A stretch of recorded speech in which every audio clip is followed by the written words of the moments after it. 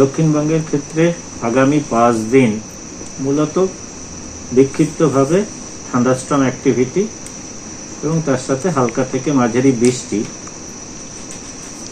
ইন্টেন্সিটিটা থাকবে মূলত প্রথম 2 দিন অর্থাৎ 23 এবং 24। 25-এর পর থেকে একটু কমবে দক্ষিণবঙ্গে।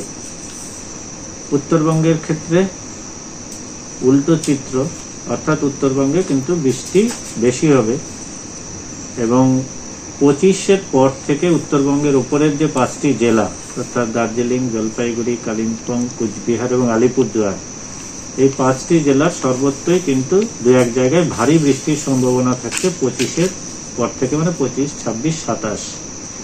প্রথম 2 দিন, তার মধ্যে আজকে 23 তারিখ মূলত দার্জিলিং এবং কালিম্পং এর 2-1 জায়গায় ভারী বৃষ্টি এবং 24 তারিখ মূলত দার্জিলিং এবং আলিপুরদুয়ারের কিছু জায়গায় ভারী বৃষ্টির সম্ভাবনা থাকছে। কিন্তু 25-এর পর থেকে উত্তরবঙ্গে বৃষ্টি একটু বাড়বে।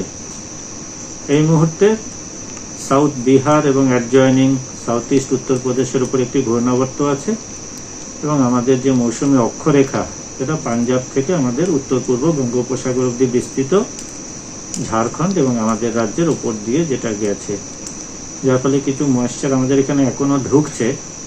ফলে বিক্ষিপ্তভাবে কয়েক পশলা বৃষ্টি যাকে বলে সেরকম বৃষ্টির সম্ভাবনা থাকছে।